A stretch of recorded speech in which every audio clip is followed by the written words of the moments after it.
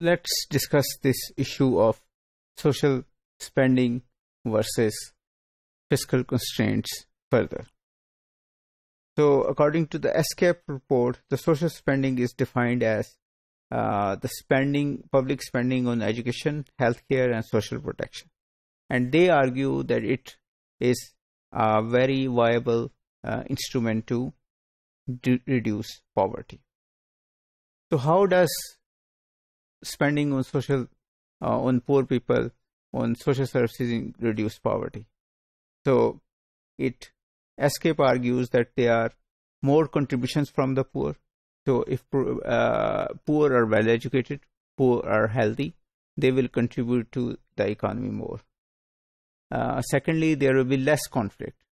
So, if poor are employed, they are healthy, their needs are fulfilled, there will be less wars, there will be less riots, there will be less protests. All these things are linked with the economy and with the level of poverty in the society.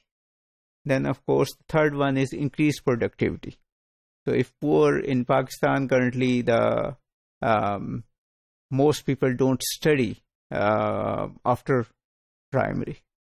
So, if all these people study up to the secondary level, of course, their productivity will increase. Then there is, of course, linked with more innovation. And all these things, in fact, in the end, contribute to economic growth. So, poverty reduction is not something which you do for your own people, for you also do it for the economy. Less poor people means a better economy.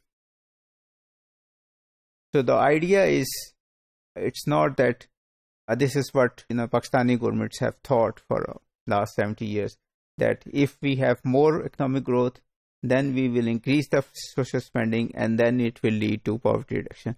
What SCAP argues is that we have to start social spending on services more. So this is the first step. To grow economically, we have to start by spending more on social services. This will then lead to poverty reduction, and this will then lead to economic growth. So don't wait to get rich, start spending now. So this is the global average of social protection. All the countries which they spend on health, education, and social protection is 20% of GDP. If you look at the Pakistani region or the countries that are close to it, Turkey and Iran spend more than 15%. They are close, but they don't reach the 20% global average mark. Then there is the Sri Lanka and Bhutan, who are around 10%, and India is around 7%, and Pakistan and Bangladesh are less than 5%. So this shows our commitment toward poverty reduction and social spending. Even within the region, except for Bangladesh, we are far below others. So the developing countries of Asia are not spending enough on growth, on social spending. Their average is 3.7%, which is almost 1/3 of the global average. And OECD countries spend around 20% on GDP, even if we exclude health, which means that their actual expenditure on all these three areas is around 30%. And for us, it's only around 5%. Then we can think of poverty in two ways. We can think of poverty in terms of monetary value. So World Bank has come up with these different type of indicators that a person is poor if he or she doesn't have $1 a day, or a person is poor if he or she doesn't have $2 a day for spending. So these are the different monetary indicators of poverty, but there are also other indicators of poverty, like we saw in the slide in the last module, that if you don't have a bank account, you are poor in a certain way. If you don't have an online connection, a connection with the internet, you are poor in a certain way. So that is called digital poverty.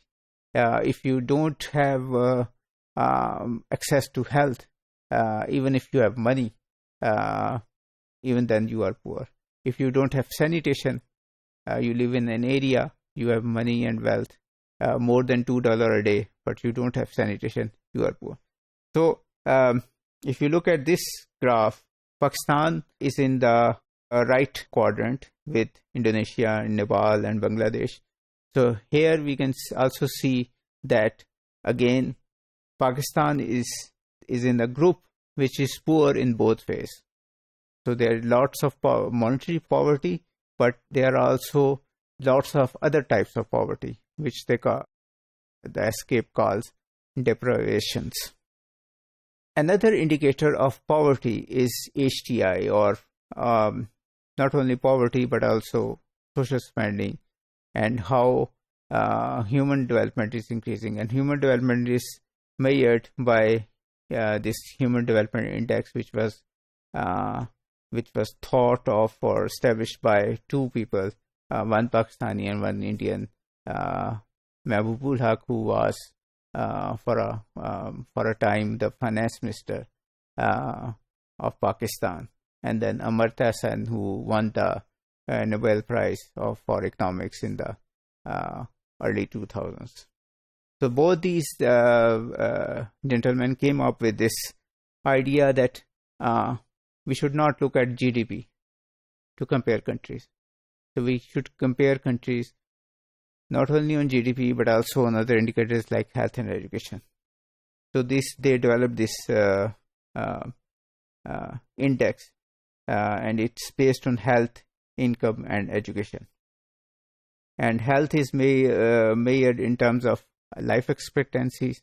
Income is measured in terms of GNI, which is gross national income, and education is measured with the help of two indicators, which is mean years of schooling and expected years of schooling.